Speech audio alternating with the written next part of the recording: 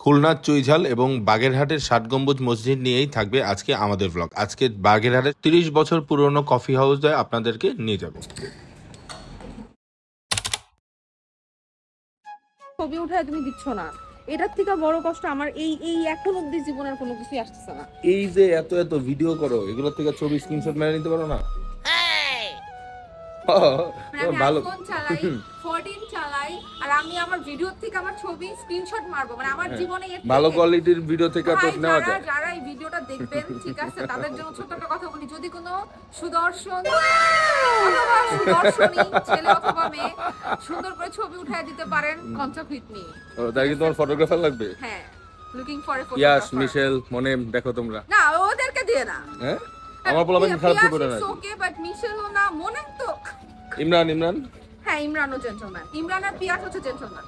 আমাদের খুলনা ট্রিপের অনেক বড় ইম্পর্টেন্ট একটা পার্ট ছিল বাগেরহাটে ষাট গম্বুজ মসজিদে ঘুরতে যাওয়া। হ্যাঁ, ষাট গম্বুজ মসজিদে এর আগেও আমি গিয়েছি, কিন্তু তার আগে আমাদের আসলে লাঞ্চ করতে হবে। লাঞ্চ করার জন্য আমরা খুলনার চুইঝাল খেতে খুলনা শহরের দিকে যাচ্ছি।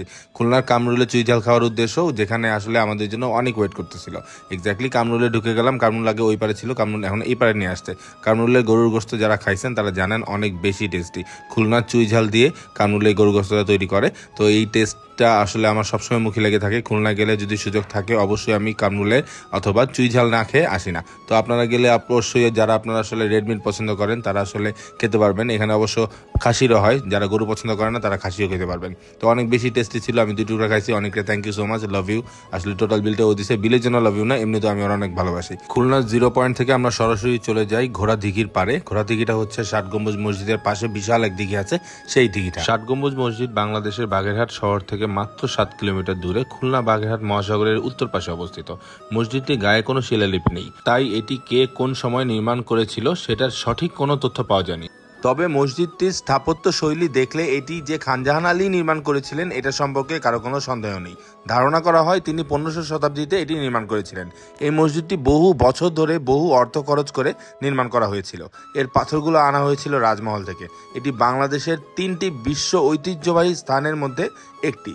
মসজিদটি উত্তর দক্ষিণে বাইরে প্রায় 160 ফুট এবং ভিতরের দিকে প্রায় 143 ফুট লম্বা, আর পূর্ব পশ্চিমে বাইরের দিকে প্রায় 104 ফুট এবং ভিতরের দিকে 88 ফুট চওড়া। মসজিদটি 7 গম্বুজ নামে পরিচিত থাকলেও মসজিদটিতে টোটাল 77টি গম্বুজ রয়েছে। চারপাশ দিয়ে আসলে 7টা গম্বুজ গণনা করা যায় বলে একে 7 গম্বুজ মসজিদ হিসেবেই সবাই বলে থাকে। সিলিং সমর্থনকারী কলামগুলা পাথরের তৈরি। পাথরের উপরে আবার ইটের একটা লেয়ার ছিল এবং ইটের লেয়ারের উপরে আবার পাথর দিয়ে আরেকটা সংস্করণ করা হয়েছে। তবে অরিজিনাল কলামগুলা সব পাথরের তৈরি এবং আগের মতোই রয়েছে, এবং এই পাথরগুলা কিভাবে বাগেরহাটে আনা হয়েছিল এটার সঠিক তথ্য এখন পর্যন্ত পাওয়া যায়নি। প্রত্নতাত্ত্বিক বিভাগ সূত্রে জানা যায় 1933 সালে ব্রিটিশরা এবং পরবর্তীতে পাকিস্তান আমলে পাকিস্তানি সরকার এই মসজিদটি মেরামত করেন এবং ধাপে ধাপে পরবর্তীতে অনেকবারই এটা সংস্করণ করা হয়েছে, বাট সব সময়ই চেষ্টা করা হয়েছে এই মসজিদটির পুরনো যেই আদল সেই আদলটা যেন রেখে দেখা হয়। 1985 সালে মসজিদটি ইউনেস্কো ওয়ার্ল্ড হেরিটেজ সাইটে পরিণত হয়। মসজিদটির প্রবেশ দরজা যেদিকে আছে সেদিক থেকে ঢুকে হাতের ডান পাশে আপনার এই জাদুঘরটা পড়বে এবং এই জাদুঘরে রয়েছে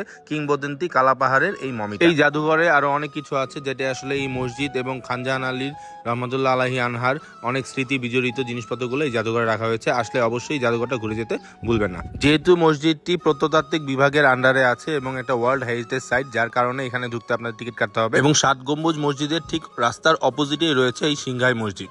এই সিংহাই মসজিদ লোকমুখে কথা আছে যে এক রাতে নাকি তৈরি করা হয়েছিল। ছোট্ট একটি মসজিদ, ওই সময়কারী তৈরি করা আরেকটি স্থাপত্য। শুধুমাত্র 7 গম্বুজ মসজিদ অথবা এই সিংহাই মসজিদ না, এই অঞ্চলে প্রচুর পরিমাণে দিঘি মানে মিঠা পানির দিঘি এবং প্রচুর পরিমাণে মসজিদ তৈরি করেছে তখনকার সময় হযরত খানজাহান আলী রহমতুল্লাহ আলাহি আনহু এবং তার অনুসারীরা। তো এখান থেকে আমরা সরাসরি চলে আসছি আমাদের এই চম্পা কফি হাউসে। এখানে আসলে একটা বাকির তালিকা ছিল, আমার কাছে জিনিসটা অনেক ভালো লাগছে। যারা বাকি নেয় তাদের নাম ওপেনে লিখে রাখে। অনেক পুরনো একটা কফি হাউস এবং চা কফির পাশাপাশি মালাই থেকে শুরু করে অনেক মজার খাবার ছিল। তো আমরা এখানে খুব জোস একটা চা খাই এবং তারপরে আমাকে একটা দই খাওয়ায় আমার বাগেরহাটের ছোট ভাই, খুব কাছের ছোট ভাই, দোয়া রাখবেন তার জন্য। ওইখান থেকে শেষ করে বাসায় যেয়ে দেখি বাসায় বারবিকিউ আয়োজন চলতেছে। বারবিকিউ সবাই মিলে করার পরে অনেক কষ্ট হয়েছে করতে, যাই হোক ওই ঘটনা আরেকদিন বলবো। এর পরের দিন সকালবেলা আমরা চলে যাই মেজো আন্টিদের বাসায়। মেজো আন্টিদের বাসা বাগেরহাট থেকে একটু ভিতরে, অঞ্চলটার নাম আমার মনে নেই, তবে ওইখানে যেয়ে আমি খুব সহজ একটা জিনিস দেখছি, অনেক পুরনো একটা মঠ দেখছি। ওই মঠটাতে আজকে আপনাদেরকে ঘুরতে নিয়ে যাব। তো চলেন আমরা মঠের দিকে যাচ্ছি। আসলে রাস্তাটা অনেক সুন্দর, মনোরম। আর এই সেই কোদলা মঠ। কোদলা মঠ বাগেরহাট শহর থেকে 10 কিলোমিটার ভিতরে যাত্রাপুরে অবস্থিত। অযোধ্যা গ্রামের মাত্র 3 কিলোমিটার দূরে অবস্থিত। এটাকে অযোধ্যা মঠ হিসেবেও অনেকে বলে থাকে। প্রকৃতপক্ষে এটা একটা স্মৃতিসৌধ। এই মঠের সবচেয়ে বড় বৈশিষ্ট্য হচ্ছে ইটের উপরে এই কারুকার্যগুলো অলংকারের মতো কাজ করে এবং এটা সৌন্দর্য আরো অনেক বাড়িয়ে দিয়েছে। মঠে প্রাপ্ত একটা বাংলা লিপি থেকে জানা যায় জনৈক ব্রাহ্মণ তারক ব্রক্ষের অনুগ্রহ পাওয়ার জন্য মঠটি নির্মাণ করেন। সম্ভবত এটি সপ্তদশ শতকের প্রথম দিকে নির্মিত। জনশ্রুতি আছে যে যশোরের রাজা প্রতিপাদিত্য তার সভাসদ গৃহের পণ্ডিত অবিলম্বা সরস্বতীর স্মৃতিতে এই মঠটি নির্মাণ করেন। এতক্ষণ যে ইনফরমেশন গুলো দিছি সবকিছু ওইখানে একটা সাইনবোর্ডে লেখা ছিল। ওই সাইনবোর্ডটা দেখে দেখে আমি আসলে আপনাদেরকে ইনফরমেশন গুলো দিলাম। মেইন ব্যাপারটা হচ্ছে 300 বছর পুরনো একটা নির্মাণ স্থলী, যার কারণে আমার কাছে মনে হয়েছে এটা আপনাদের দেখানো উচিত এবং ছোট কিছু ইনফরমেশন আমি যা জানছি তা আপনাদেরকে জানাইলাম। তো এই হচ্ছে আমাদের মেজো আন্টিদের বাসা, খুবই সুন্দর, একদম নদীর পাশে, খুব নিরিবিলি একটা পরিবেশ, খুব গ্রাম্য একটা পরিবেশ, আমার কাছে খুবই ভালো লেগেছে। তো এই দুইটা স্থান দেখাইলাম এবং আমার টুকটাক ভিডিও নিয়ে আজকের ব্লগ আমি আপাতত শেষ করতেছি।